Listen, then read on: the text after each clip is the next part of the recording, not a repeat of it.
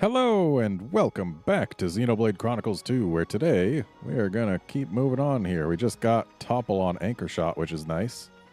I've gone and put Vandom away again because we want to have a nice even composition of attacker, healer, and tank, rather than two attackers and one healer but no tank.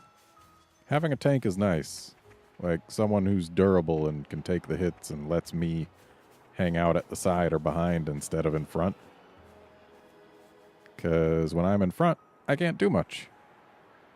This is quite a view.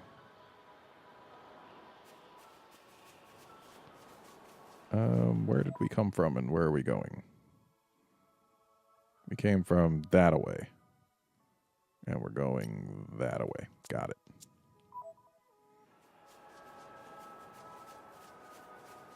And at this point, the audio of my commentary recording actually cut out. So I'm rewatching this after doing some editing, and I'll be commenting on what I see. So basically, I went and explored around this lake a little bit, found a chest. Hooray, treasure.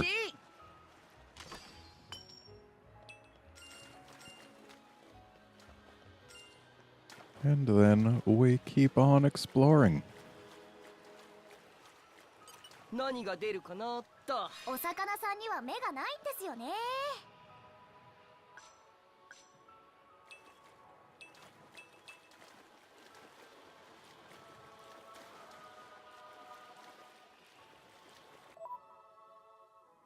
And just confirming what's where.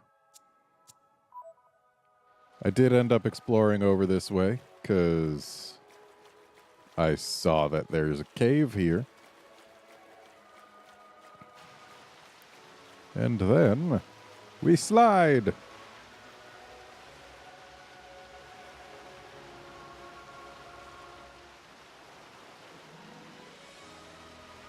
And I figured at that point that that's probably how we're meant to get up there, but I realized that we went a bit short.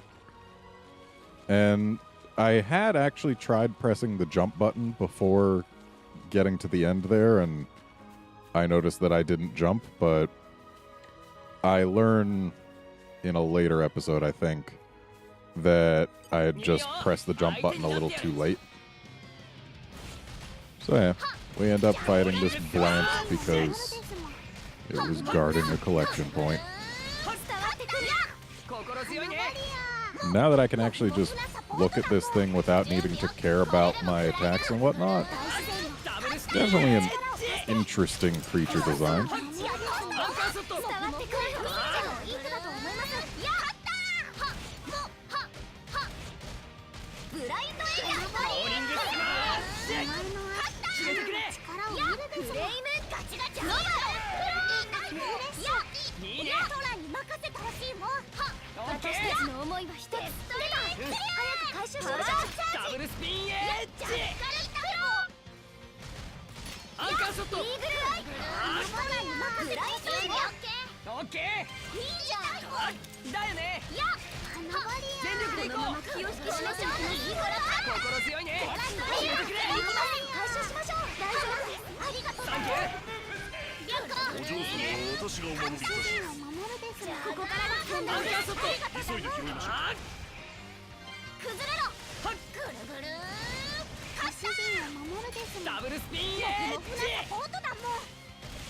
Here Nia is being really slow in actually getting Steam Bomb, but then suddenly she gets to 3 dots when she had none. And very shortly we should be able to do a Steam Explosion here.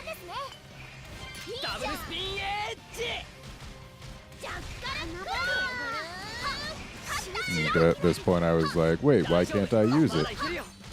It's charged up. It's because of the stench, which actually makes your blade hang out away from you, which is probably also why Nia didn't get the dots, but then suddenly had all of them.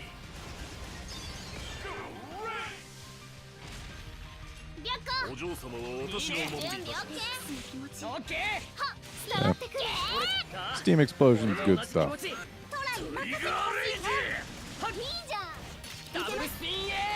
Just deal with this flummy. 見せてやろう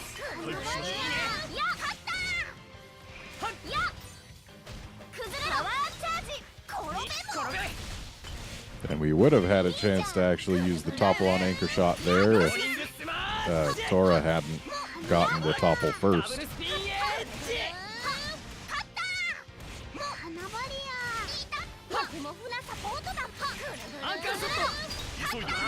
And that time the break happened like moments after I used my anchor shot. Mere frames. 何が出るかなとお魚さんには目がないんですよね。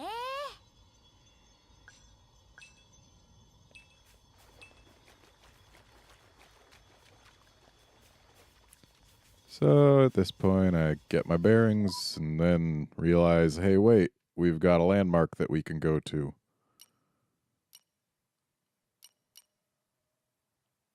Of course, it's not a huge time savings. I get a little annoyed because I had actually thought when we hit a location up above that it had been a landmark, but it was not. So we take the long way back.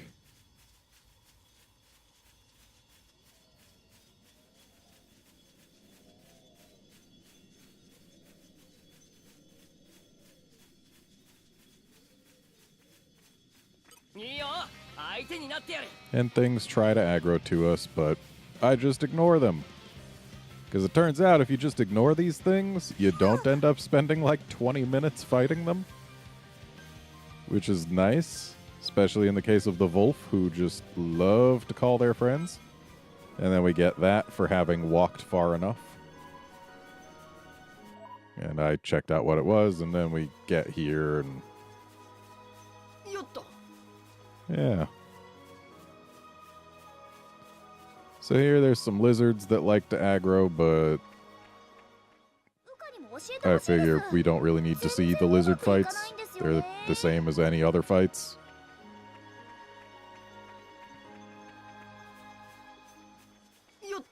And then we actually get a landmark. やはりな。アルス、確認された異常な力の反応ってこれのことだったのか。ああ、見ての通りだ。老衰というわけではなさそうじゃの。事故に巻き込まれたか、あるいは何者かによって倒されたか。So it was number 2.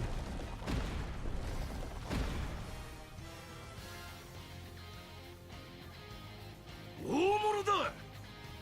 アルスの死に煽られて迷い出てきやがったが。 I was really weirded out by the fact that this Elder Arachno actually has a blade partner. Like, what is up with that? Also, it's one of those blades that actually shields the thing, which is super annoying to deal with because, yeah, like every other attack, you're bouncing off like that. And it's just super annoying.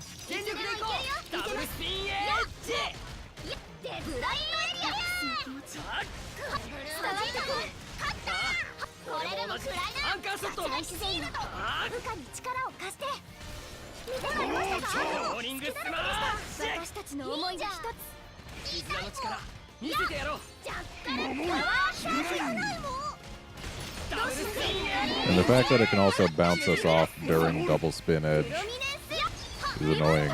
Turning double spin into a single spin, not my favorite.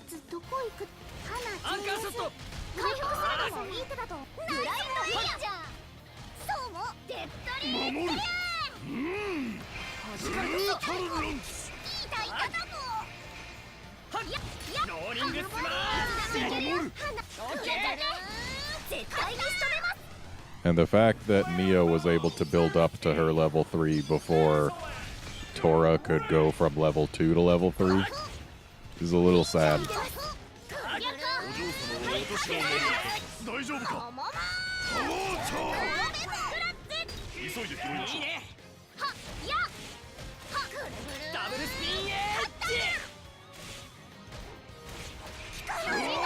ソブラスター。イーグルア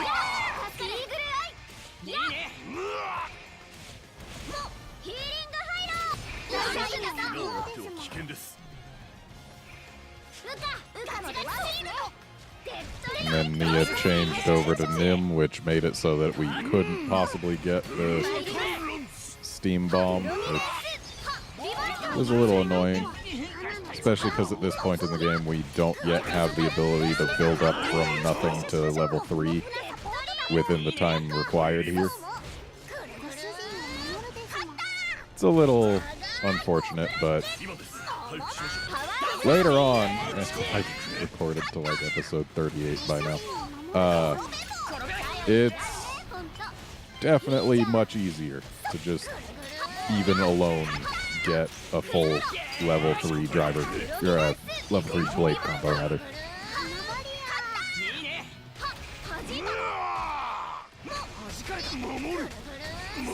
May not actually be 38 that I've recorded to by now, but what I do know is that at the time of this recording, I had recorded like a lot of episodes. I was like 2 weeks ahead before I realized that there had been a problem with the audio recording for this episode, and I recorded another couple episodes while I was sick because like I didn't want to redo a commentary recording while sick, but doing a new one with just staying kind of low tension and whatnot, and that let me get more grinding of stuff like trust and whatnot done.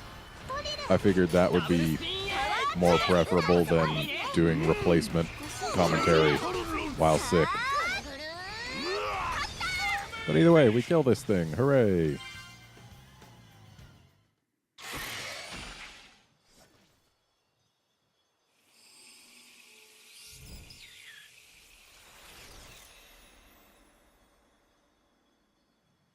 Blade がコアクリスタルに。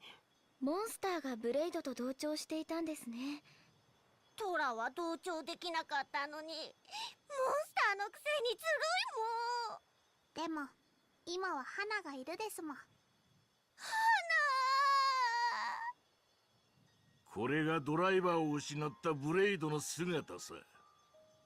もう元には戻らない？いや、しばらく経てばコアの光も元に戻る。そうすればまた同調できるようになる。ただしその時には以前の記憶はない。まっさらな新しいブレードとして誕生することになるんだ。そうなんだ。なんだか悲しいね。以前のこと覚えていないなんて。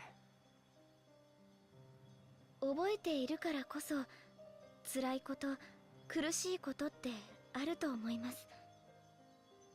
コアが存在する限りブレイドの寿命は永遠。その永遠の時間を記憶のせいで苦しみ続けるとしたら。ホムラ？ごめんなさい。忘れることができるのも幸せなんじゃないかって思ったんです。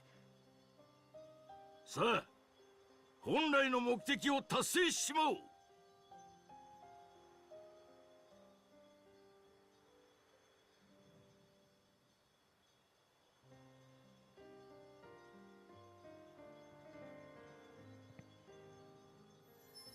それはコアクリスタルだもん。ブレードのコアはアルスから生み出される。こいつはまだ何者とも同調していない正真正銘生まれたてのコアだ。このコアは今後あまたのドライバーと出会い、その死を経験し、そしてまた記憶を新たにして別のドライバーと同調していくんだ。アルスの死、ドライバーの死、数えきれないほどの死の上にブレードはある。意志ある再生が歴史を作っているんだ。長い長い人以上の歴史をな。人以上。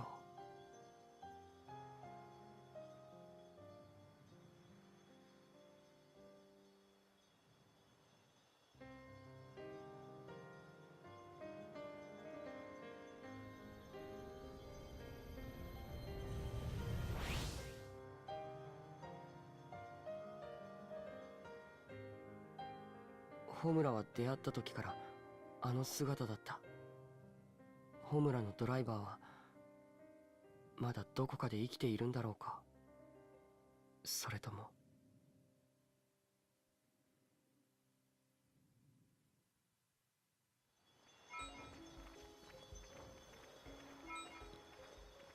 Alright, so not really too much to note for that cutscene. So we just get going. 行きましょう。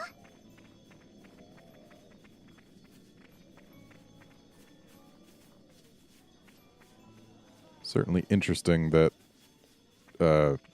blades are born from titans, but have to wonder if that's the case for every blade other than Poppy.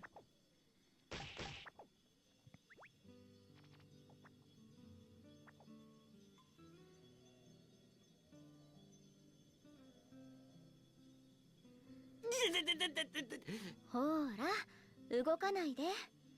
男の子なんだからこのくらい我慢です。そんなこと言ったってしみるもんはしみるって。そういうホムラはどうなのさ。私はこんなのへっちゃらで。痛い。今わざとでしょ。わざとやりましたよね。ねえ、やってないやってない。普通に塗っただけ。嘘。こう塗りましたよ。お前らちょっと見せてみろ。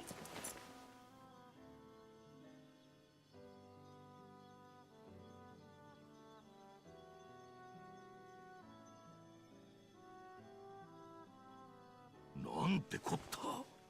これは一体どうしたってんだ。どうしてブレードであるお前が傷を負ったままなんだ。しかもレックスと同じ場所に。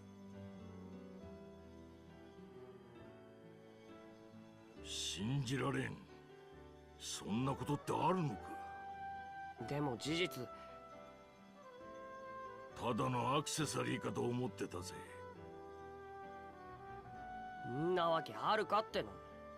ブレードはどんな傷を負ったとしてもすぐに回復する。コアを破壊されるかドライバーが死なない限り不死身だ。しかしお前らは。まあ仕方ないよ。こうなっちゃったんだから。困ったもんだな。これじゃあどっちがぶっ倒れてもアウトじゃないか。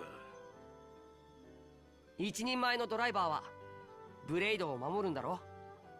なら俺はホムラを守ってみせる。口で言うほど簡単なこっちゃないぞ。バンダムさん、俺さ、この命をくれたホムラのために二度と死なないって決めたんだ。だから絶対に死なない。そして必ず楽園に行ってみせる。ホムラと一緒にね。レックス、お前。楽園に行く？聞き捨てなりませんね。困るんですよ。脇役ごときに出しゃばった真似をされるとね。脚本が台無しじゃないですか。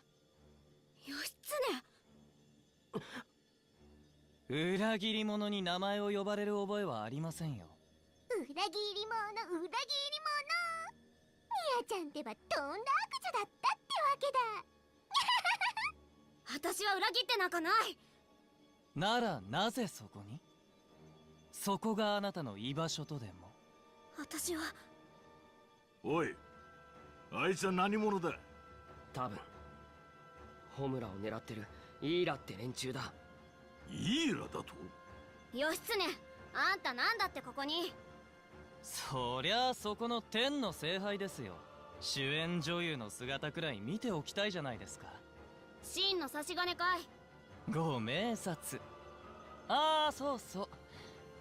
真からあなたのことは好きにするようにって言われました。意味わかりますよね？真が。嘘だ。おやショック。まさか見限られないとでも思ってた？お花畑すぎるでしょう。ともあれ、あなたたちの出番はここで終わりです。さあ、まとめて退場してください。バンダムさん、これまでイーラの手で多くのドライバーがその命を奪われてきた。俺たち傭兵団だって例外じゃねえ。コアを奪うのがその目的って話だ。そうか、奴がイーラの義経。ユウ、ゾウ、村の連中を避難させろ。わかったっす。お前ら、あ、悪いね。当然だろ。いいかい。あいつのブレイドカムイは空間のエーテルエネルギーを操ってこっちが使う属性とは相反する場を一瞬で作り出すことができるんだ。つまり気の抜けねえ敵ってことだな。行くぞ。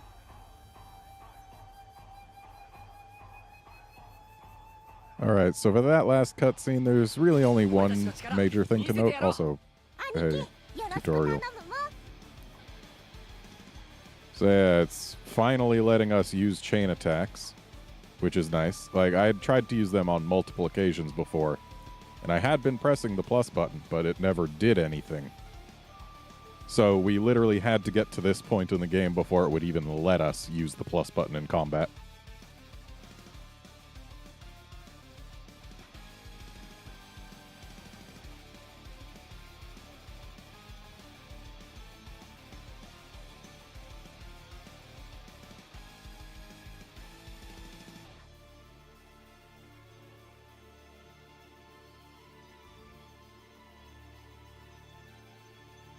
And at this point, I was wondering what the heck an element orb was.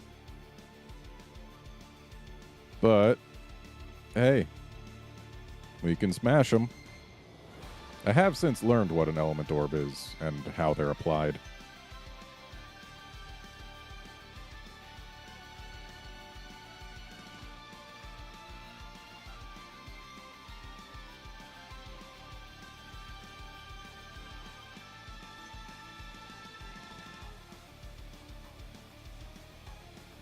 And it just gives us a free water orb on him.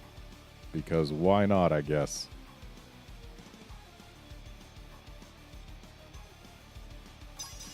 Like, just the fact that this is set up as kind of a boss battle, but it gives us such an advantage right from the start is kind of interesting.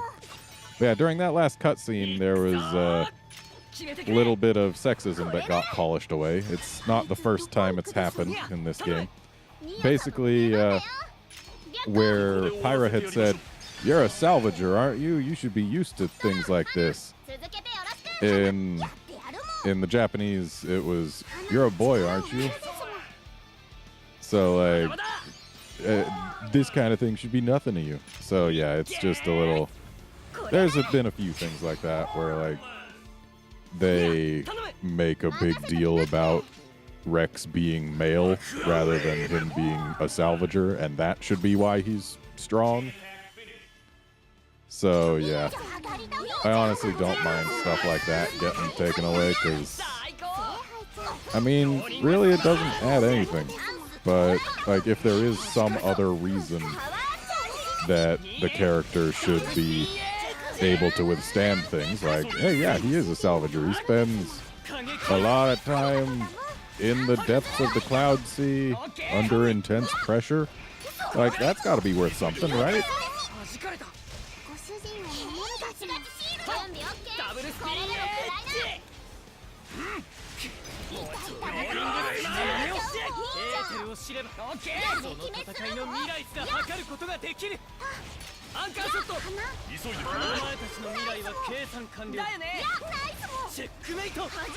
And this is where I learned what Shackle Driver was, and that it is literally my least favorite thing in the entire game, because, yeah, Shackle Driver, you can mash all the buttons you want, but you can't do anything other than move.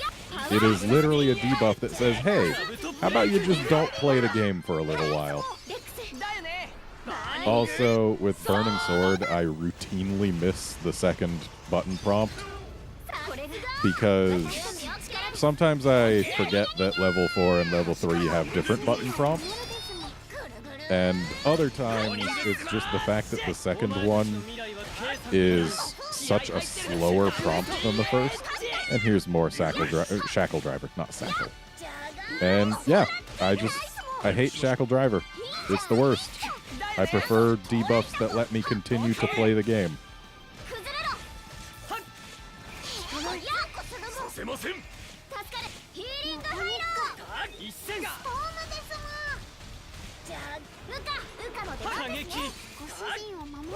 But hey, we're almost done with Akos here.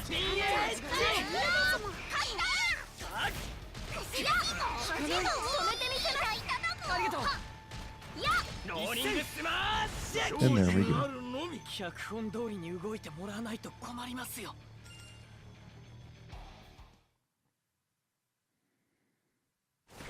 光栄ですよ。天の聖杯と同じ舞台に立てるなんてね。なぜドライバー？なんかダメージが連動してるみたいね、あの二人。天の聖杯は今人と同じで不死身じゃないんだ。だったら十分弱らせておいた方が後の作業がやりやすくなるね。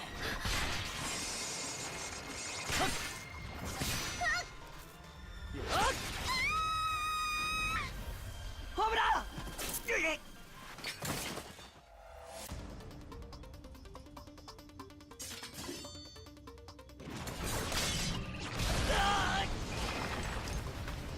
まったく目が離せんな。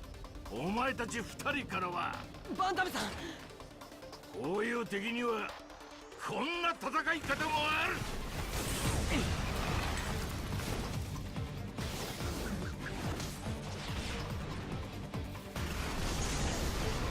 エ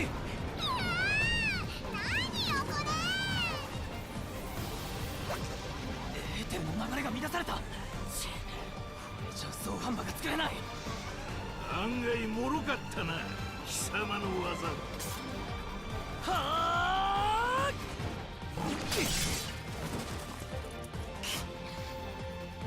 脇役どもが揃いも揃って票がそがれました。カムイ、物語を再興するよ。了解。ち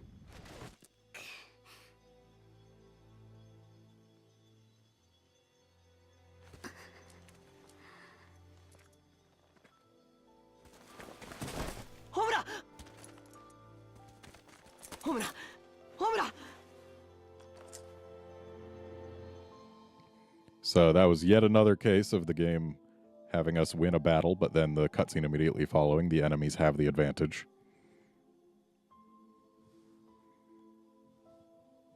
どうだった？傷は大したことない。疲れて眠ってるだけだって白子が。そうか。俺また力を使いすぎちゃったのかな。なあレックス、俺とあの義経ってやつの違いは何だと思う？そりゃあいつはホムラを狙う悪いやつで、バンダムさんはいい人？そいつはありがたいことだが、どっちも違いはないって言ったらどうする？村の連中は義のために戦をしてると信じている。けどな、義のある戦なんて存在しねえんだ。義なんて言葉はな、手前勝手な強弁よ。戦は戦。自分を守ろうとすればするほどそこには対立が生じる。それが拡大したのが戦だ。つまり俺には俺の、奴には奴の戦があるってことだ。でもあいつのやってることは。当然だ。肯定なんかしねえよ。レックス、戦は力だ。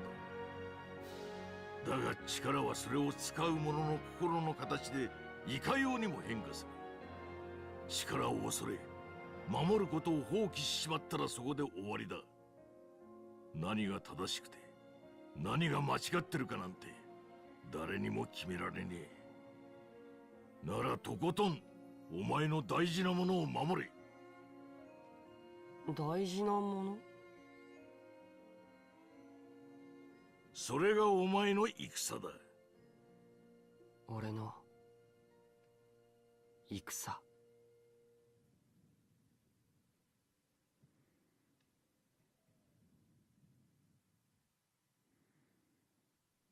おはようございます。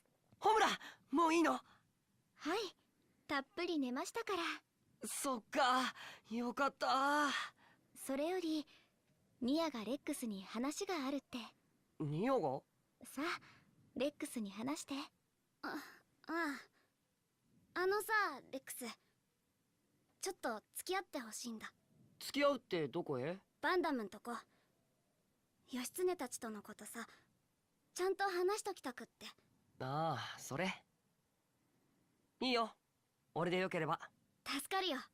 ニア、最初は一人で行くって言ってたんですけど、レックスもいた方がいいんじゃないかって私が。いや、正直いてくれると助かる。あのおっさん、見た目怖すぎだからさ。確かに。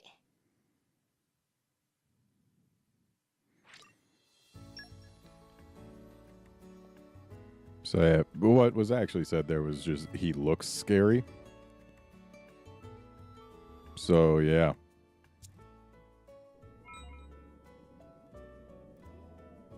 Now we're back in town, and I was thinking like, so we share wounds and whatnot, Rex and Pyra, but still she collapsed when he didn't, and that seemed a little odd. And again, there's the villains immediately having the upper hand with nothing to explain why as soon as you defeat them in gameplay. Just because the story requires them to have the upper hand. And like, his blade is clearly capable of doing something that would be able to give him the upper hand. And yet we never see it activated there to justify us being immediately on the losing end in that cutscene. But either way, it's about time for this episode to end, so we're ending it. Join us next time for when we actually go talk to Vandam. See you then, friends.